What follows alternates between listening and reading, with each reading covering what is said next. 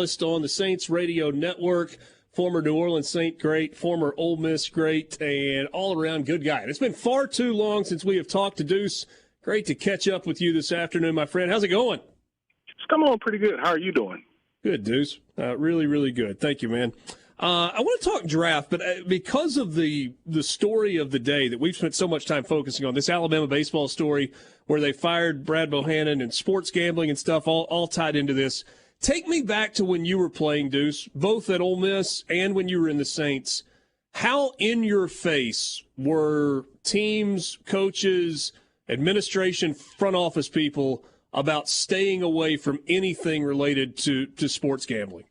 Well, before I start on that, I have to tell you, Richard, I just stunk it up on the golf course. And Holmes Community College did an outstanding job at Deerfield Golf Course in Madison, Mississippi, putting that event on, but I stunk it up. My team, we did not play well, but hopefully they raised a ton of money, and my mulligans definitely paid for some of that. But when you talk about the situation hold on, what were the issues? Was the issue off the tee, or was it on the green? All of the above. All of the above. I mean, it was just kind like of you really couldn't get getting right. into golf season. I could not get right, and so you'd hit one good off the tee, and then you couldn't putt, or the approach shot. You're talking about only 75, 85 yards in until the green, and we could not get right for anything to. We could not get right at all, but it's one of those days on the golf course. But it was a fantastic day, so I had to give them a shout out just to be Very involved good. in it. But when you talk about the Alabama situation and them, firing the coach, what's interesting, it was a sports book that was out of Ohio. Mm-hmm. And, they were the ones that kind of raised the flag and said, hey, look, something is going on. One, because it's Alabama and you're playing the number one ranked team. And they were the ones that kind of sound the alarm. And all of the rest of the sports book, they took notice, but really didn't take any action. But since that went off, there's been this investigation and, just different things have gone on. And today they took the steps to fire the head coach because obviously they have something. But for myself, when I was playing, it wasn't really anything that was prevalent like it is today. I mean, today's sporting world, it's advertised in the stadium. It's advertised daily on the networks, but it wasn't like that when you go back, 10, 15, 20 years ago. And, you see NFL guys, particularly, they're getting suspended for, whether it's gambling at the facility, whether it's gambling on games. They are able to kind of track that whole situation and system. It's incredible, and it's a story that's still got layers. You may not have seen the most recent update. They say that they've got surveillance video that connects the person who made the bets in Cincinnati directly to Brad Bohannon. So this thing isn't over yet, and it's pretty incredible. I'm curious, Deuce, in some ways, and maybe it's because there wasn't a quarterback involved, I feel like people might look at the Saints draft this year and say it was kind of a boring draft. But maybe boring is exactly what New Orleans needed. They went into it with, this is what we need to accomplish, and then it appears like largely they accomplished that. What did you think? I'm okay with boring. I mean, boring wins football games. You have to, particularly the New Orleans Saints, they had to solidify the interior of the offense and defensive line, and they definitely did so with their first two picks as far as picking a defensive tackle and defensive end. And so that's where most football games are won. The Saints lost technically probably three starters on the defensive line. When you look at it. And so they had to replenish that group, and they were able to do so. And those young guys, look, I don't call for them to come in and be all pro players this year. I want them to be contributors. And when you talk about a contributor, he may start some games, but he's definitely going to play. He's got to have an impact. It doesn't have to be a game-by-game impact, but he's got to have an impact. And I think that that's what they got long-term. After 3 years, let's reevaluate and see exactly how those players have fared in their roles that they are in, and hopefully their roles continue to grow each year. But right now, today, as they stand, I think that they made some pretty good selections overall for themselves to, kind of get better. As you've looked a little bit at, and I'm going to mispronounce his last name. Is it Bracy? Or Breezy. Yeah, Breezy. All right. So out of Clemson, there is a recent history of dominant defensive linemen that are really athletic. He was banged up, so he did not play as much as some, especially in 2021 when he only played in 4 games. What do you make of what he brings to the table?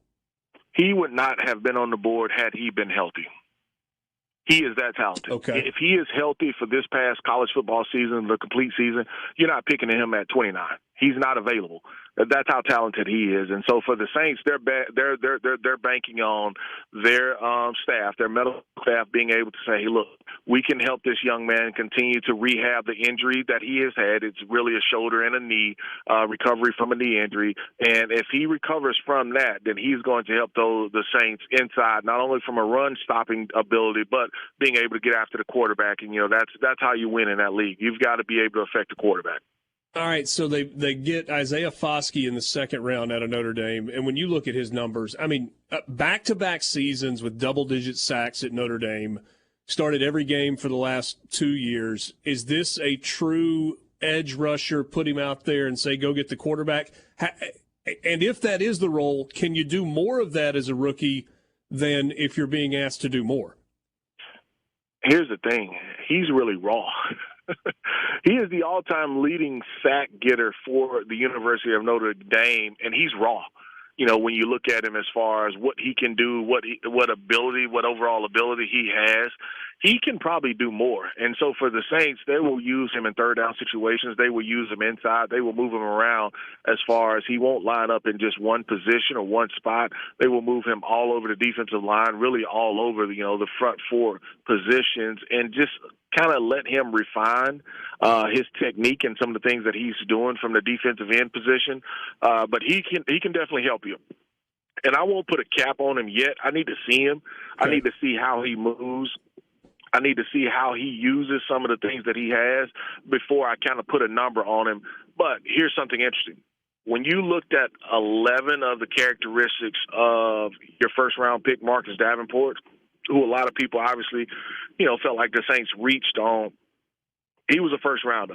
Well, Foskey, of 11 characteristics, he hit every one of them outside of 3, from size to weight to wingspan to vertical jump to 10-yard split, 40-yard split. Out of 11 main characteristics, and the Saints love the rise. That's the basically a technique, out of 10, 1 out of 10 of how that player ranks at that position. Mm-hmm. He scored really, really high. And so for him, he not only from an eye standpoint, as far as, yes, the athlete looks good, he can play the position, but I think that he can even improve. And, it's up to the New Orleans Saints to kind of develop him, and hopefully he can continue to develop and be a playmaker for him. I want to ask you about one more guy. And I would think this one hits close to your heart, right? You have you've been a rookie running back in the NFL. Kendre Miller out of TCU had a special season a year ago, banged up at the very end. What can he do as a rookie, and what's he going to be asked to do? Because there are some questions at running back. I think that's fair to say. No, that's 100% fair to say. I think for him, keep your head down and go to work, because there's going to be some opportunity. And so the New Orleans Saints know that they have to take some of the load off of Alvin Kamara. The question will be how many games he will be out for with the situation that he had a couple years ago in Las Vegas, from the Pro Bowl. And so there will be some carries there for him. And so my advice is to him, soak it all in. Keep your head down and just go to work. I mean, because the Saints want you to be successful. It's up to you to commit to being successful, and it's up to you to being able to say, I can absorb that playbook and I can go make plays. Hey, what are teams and the Saints specifically trying to accomplish with undrafted free agents? We see that flurry of announcements as soon as the draft ends. Guys are trying to shuffle and grab pieces, and obviously you're trying to add to your team, but you don't see that many UDFA guys that end up on rosters, but sometimes you do. What are they trying to accomplish there? Well, I think overall it's really with the expanded practice squad. It's a way for them to add to their team, and this may be a player that's not ready immediately. And when I say immediately, when you talk about the first 8 to 10 games, but as injuries happen in the NFL, he can come in and he can play a role. And, maybe in 2 years, 3 years, that player, particularly an undrafted rookie free agent, can step in and be able to help him. And so I know some guys, particularly in the state of Mississippi, are upset that they may not have gotten drafted, but they did sign that contract, and it's an opportunity. The one thing I'll tell them is, hey, look, when you're going in, most of those guys went into the facility today, and you'll have rookie minicamp that'll start, either this week or next week. Don't hang out with that veteran guy. Go in and be one of the first guys in the building, be one of the last guys in the building, and what I mean is that veteran guy knows what it takes to be able to make the club. As a rookie, particularly as an undrafted rookie, you don't know what it takes. You want to listen to that veteran, but you don't want to go and hang out with him because he knows what he has to do to get his body ready. You don't know yet. And so, when he tells you, hey, look, let's go to Fox and the Hound, or let's go, we're going to go see the city and we're going to this concert, you tell him, no, I need to learn the playbook,